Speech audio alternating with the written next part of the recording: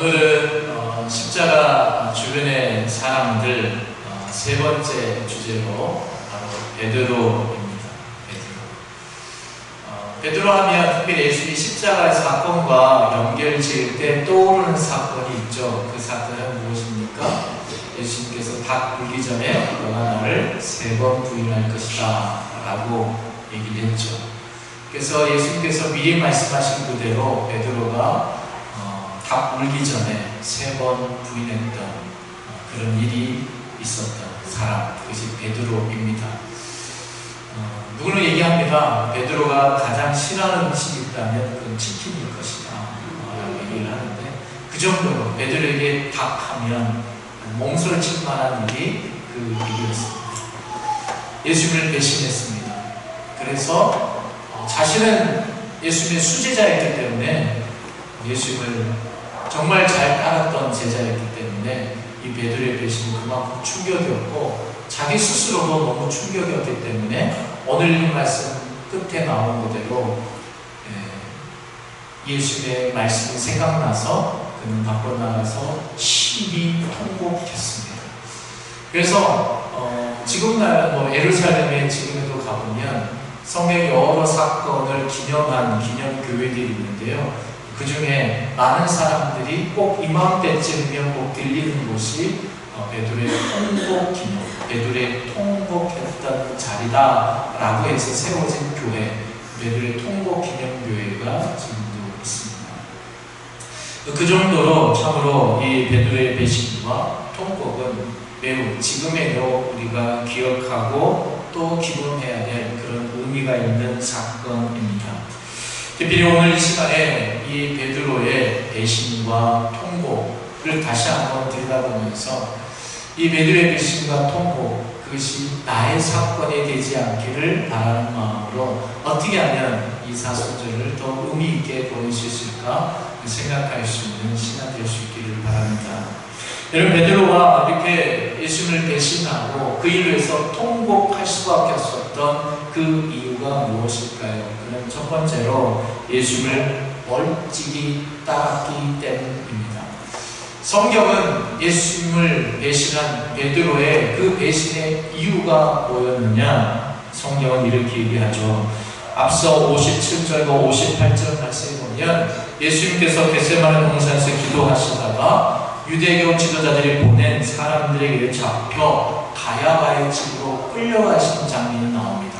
근데 그 장면 가운데 베드로도 예수님을 따라갔다, 예수님의 뒤를 쫓아갔다라고 분명히 기록을 하고 있는데요. 성경은 그 베드로가 따라가는 모습을 무엇이라고 기록했느냐? 베드로가 예수님을 따라가긴 따라가는데 어떻게 따라갔다고요? 멀찍이 따라갔다. 누가복음 22장 54절에도요 똑같은 내용이 나옵니다. 예수를 잡아 끌고 대제사장 집으로 들어갈 때 베드로가 멀찍이 따라가니라. 그렇습니다.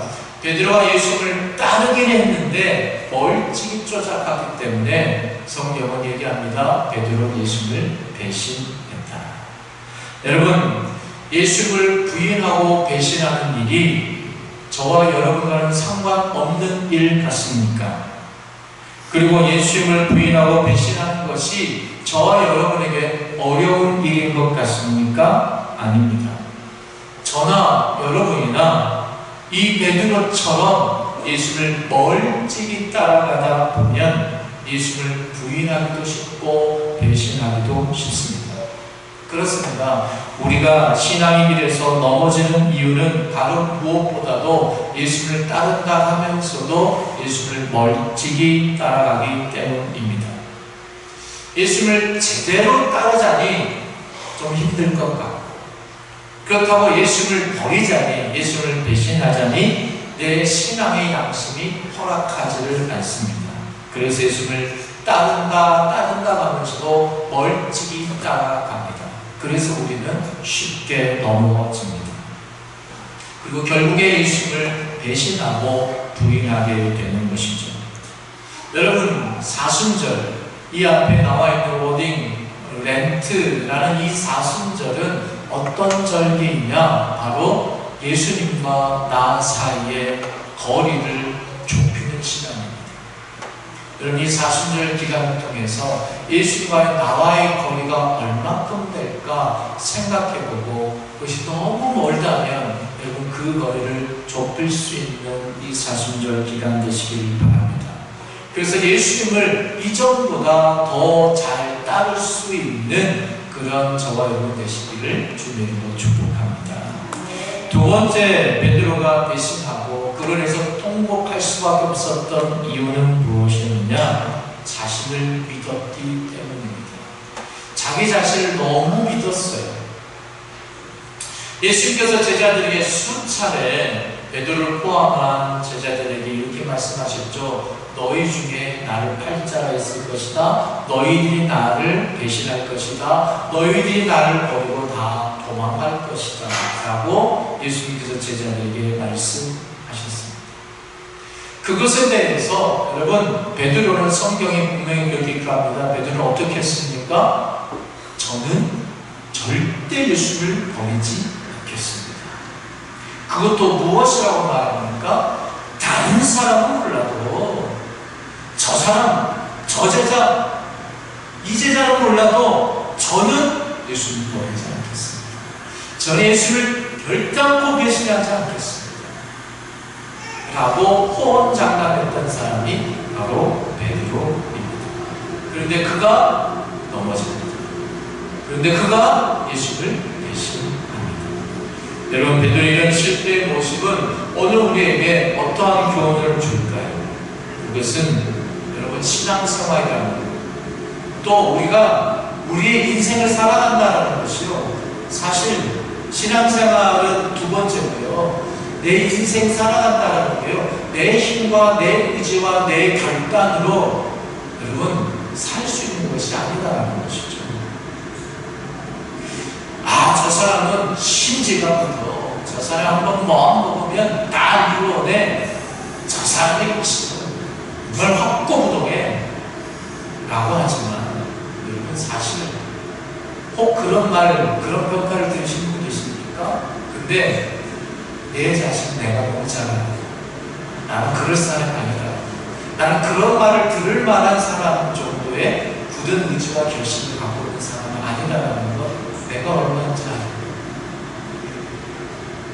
여러분, 호언장담하는 사람들 많이 있죠. 여러분, 심지어 신앙생활 가운데서도 호언장담하는 사람들이 있습니다. 근데 여러분, 내 의지와 내 노력, 내 결심만 가지고는요, 인생살이 녹지 않습니다. 신앙생활 힘듭니다. 어렵습니다. 우리가 이렇게 교회 나와 예배 드리는 것조차도 내 의지와 내 결심인 것 같지만 아니요. 여러분, 하나님께서 여러분에게 그 마음을 주신 겁니다. 주님께서 여러분을 이끌어 주신 것입니다. 내 말로 내가 이 자리에 온 것 같고 내가 운전해서 이 자리에 온 것 같지만 아니요. 이 자리에 부르신 건 하나님이십니다. 성령님이십니다. 예수님이십니다. 우리는 그 부분을 붙들어야 되지, 내 힘과 내 의지 결심 붙들면요, 아니요, 언젠가 넘어질 수밖에 없습니다. 사실 우리의 의지와 결심은 그렇게 대단한 것이 아니다라는 것입니다. 여러분, 그런데 베드로는 자신의 결심과 의지와 결심이 정말 그렇게 대단한 것 마냥 내세우다가, 그렇게 예수를 따르다가 예수님을 배신했습니다. 그래서 그는 예수님이 미리 경고하신 닭 울기 전에 내가 나를 세 번 부인할 것이다 라는 그 말씀이 기억났습니다. 기억나는 뜻은 어땠을까요? 내가 그렇게 호언장담하고 내가 그렇게 결심하고 내가 그렇게 정말 소리치며 외쳤는데 그런 내 자신이 너무 부끄러웠던 것이죠. 후회되는 것이죠. 그래서 통곡했던 것입니다. 오늘 우리가 기억할 것이 바로 이것입니다. 인생살이나 신앙생활 모두 내 의지나 결심과 능력을 믿고서는 바로 할 수도 끝까지 갈 수도 없다라는 것입니다. 그렇습니다. 인생살도 그렇지만 특히 신앙의 길을 제대로 보려면, 예수를 온전히 따르려면 우리는 정말 예수님을 철저하게 의지해야 합니다. 예수께서 이렇게 말씀하셨죠. 그래서 마태복음 17장 24절 말씀에 누구든지 나를 따라오려거든 자기를 부인하고 나를 따를 것이다. 여러분 바라기는 이번 사순절 기간에 철저하게 내 자신을 부인할 수 있기를 바랍니다. 자기 부인을 통해 예수님을 온전히 의지하고 따를 수 있는 저의 모두가 되시기를 축복합니다. 분명 자기를 부인하는 사람만이 진정한 인생의 승리자가 될 수 있고 끝까지 예수를 따르는 바른 신앙인이 될 수 있습니다. 세 번째로 베드로가 예수를 배신하고 통곡할 수밖에 없었던 이유는 세 번째, 그가 처음부터 단호하지 못했기 때문입니다. 베드로가 가야바 집에 그 바깥들에 앉아있을 때 베드로에게 한 여종이 다가와서 이야기를 합니다. 뭐라고요? 너도 그 갈릴리 사람 예수와 함께 있었지? 라고 얘기를 합니다. 그때 베드로가 뭐라고 합니까? 나는 너가 무슨 말 하는지 도무지 알지 못하겠다 하면서 그 잔을 피해 앞문까지 나아갑니다. 그런데 그곳에 갔는데, 피해서 갔는데 그곳에 또 다른 여종이 자신에게 똑같은 지적을 합니다. 그러니 베드로가 뭐라 합니까? 그는 맹세까지 하면서 나는 그 사람을 알지 못한다 라고 이야기를 합니다. 그러자 이번에는 주변에 있던 사람들이 다 같이 합세해서 베드로에게 합니다. 너도 그 예수와 함께 있었던 사람이다. 다른 건 뭐라도 너의 목소리, 그런 말 있잖아요. 목소리가 지문이다. 다른 모르겠는데 너의 목소리를 들어보니까 너는 늘 예수와 함께 있었던 그 사람, 그 제자, 수제자라고 일컫는 혈기왕성하고 여러분 늘 베드로가 기차 한통 삼아먹은 목소리입니다. 너의 목소리 들으니까 그 사람이다 라고 말할 정도로 너는 바로 예수와 함께 있었던 사람이다 라고 옆에 있는 사람과 함께 지적을 하니까 베드로가 뭐라 합니까? 이제는 그 예수를 저주하는 사람까지 나는 그를 알지 못한다. 위술에 손에 잠을 지줍니다. 내 성을 간다라고 말할 정도로 베드로는 그렇게 이야기를 한 것이죠. 여러분, 신앙생활하는 사람들의 여러 가지 삶의 모습을 보면 처음부터 어떤 자리나 어떤 상황에서든지 단호하게 나는 예수 믿는 사람입니다. 흔히 얘기하죠. 나는 교회 다니는 사람입니다. 라고 신앙을 공개하며 신앙생활을 하는 사람이 있는가 하면 처음부터 자기 상황에 따라 신앙이 있는 것 같기도 하고 없는 것 같기도 하고 어떨 때는 신앙의 옷을 입고 있는 것 같기도 하고 어떨 때는 신앙의 옷을 벗고 있는 것 같기도 하고 그렇게 때를 따라 마치 조변 섞게 하는 것처럼 바뀌는 사람의 신앙생활의 모습이 있습니다. 그런데 처음부터 단호하게 신앙을 공개하는 사람, 예를 들면 직장에 출근한 첫날부터 단호하게 신앙의 모습을 보이며 직장 생활을 하는 사람이나 남녀가 서로 연애하기 그 시작한 처음부터 단호하게 신앙의 가치를 최고로 놓고 교제하는 사람. 여러분, 그런 사람들은 어떤 어려움과 어떤 유혹 앞에서도 꿋꿋하게 신앙을 지킵니다.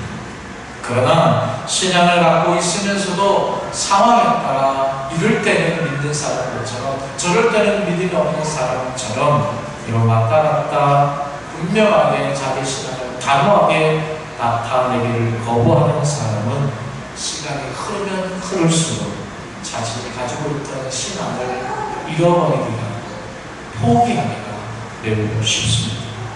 그러게 여러분, 저는 이 질문 앞에 저와 여러분이 설 수 있기를 바랍니다. 여러분 어떤 자리나 상황에서든지 단호한 신앙의 자세로 신앙의 길을 걷고 있습니까? 여러분, 이 물음에 단호하게 예라고 대답할 수 없다면 우리 다시금 우리의 신앙의 옷깃을 다시금 염해야 되고 여러분 단호해져야 합니다. 바라기를 이번 사순절 이 기간이 우리의 신앙의 자세를 조금 더 단호하게 낼 수 있는 시간 될 수 있기를 바랍니다. 그래서 끊을 수 있는 건 끊어버리고 버릴 수 있는 건 버려야 될 건 버리고 보일 것은 보이고 누리고 말할 것은 말하고 지켜야 될 것은 지키며 새롭게 신앙의 길을 출발할 수 있는 계기가 될 수 있기를 축복합니다.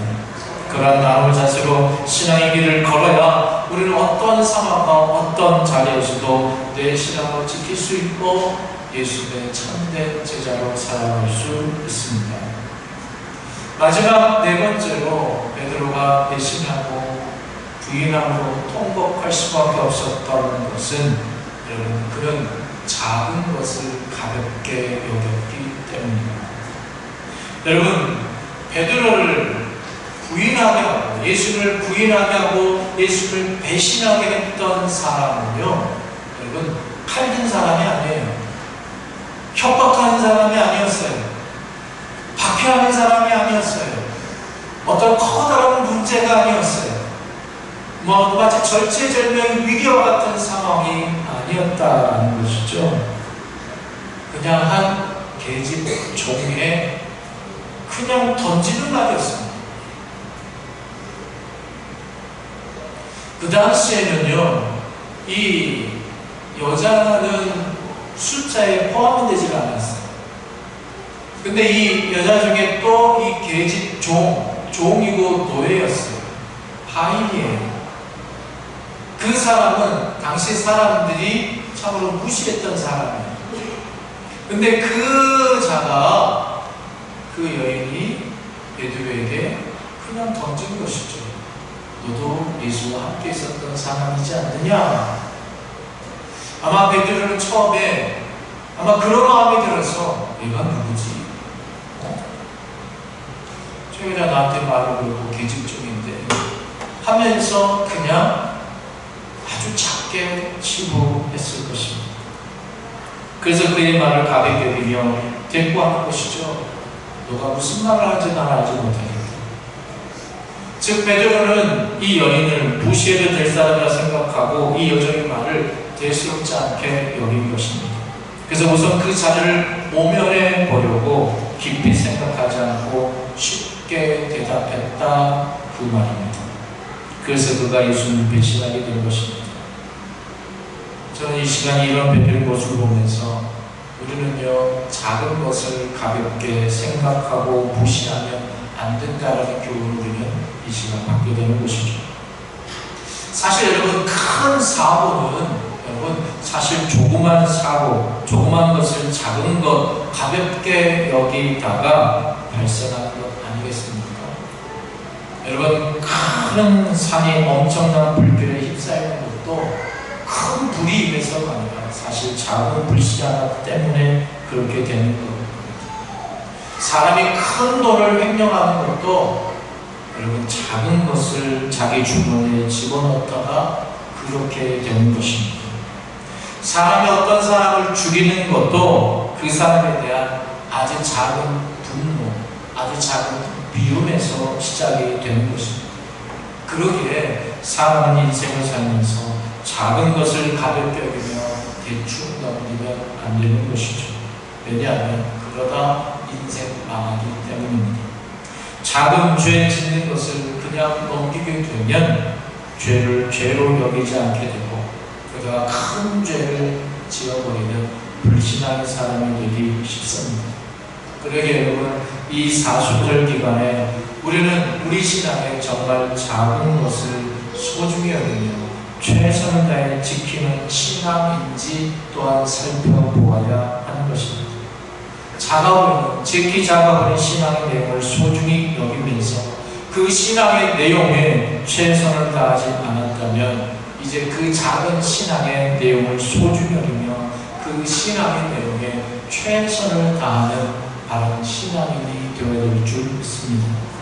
여러분 예수님께서도 지금 이 작은 것에 충성된 자가 큰 것에 충성되다. 작은 것에 불의한 자가 큰 것에 불의한 자가 된다라고 예수님께서 말씀하셨습니다.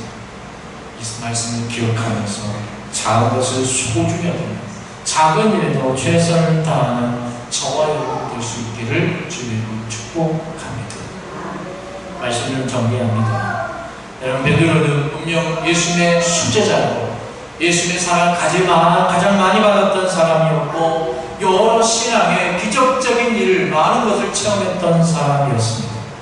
그리고 예수님도 인정해 주신 바른 신앙의 고백을 가졌던 사람이 바로 베드로였습니다. 그러나 그는 예수를 따른다 하면서도 예수를 멀찍이 따라갔던 까닭입니다. 그리고 자신의 신앙에 기초를 놓고 자신의 힘과 자신의 의지와 자신의 결심으로 예수를 따르고자 했던 까닭에, 그리고 처음부터 단호하지 못했던 까닭에, 그리고 지극히 작은 것을 가볍게 여겼던 까닭에 예수를 배신했고 닭 울음소리에 통곡할 수밖에 없었습니다. 여러분, 혹시 저와 여러분에게는 그런 베드로의 모습이 꼭 있지 않습니까? 만약 여러분에게 그런 모습이 있다면 그런 분들은 오늘의 닭 울음소리인 오늘의 이 말씀 앞에서 베드로처럼 통곡해야 합니다. 예수님께서는 그런 통곡의 시간 가운데 은혜를 베풀어 주셨습니다. 그 통곡 속에서 여러분, 베드로는 예수의 말씀이 생각났습니다. 전 여러분들에게 예수의 말씀이 생각나는 은혜가 있기를 축복합니다. 이 사순절 기간에 예수의 음성이 생각날 수 있는 은혜가 있기를 바라고 통곡하시고, 통곡의 자리에서 새로운 은혜의 출발점의 자리로 걸어갈 수 있는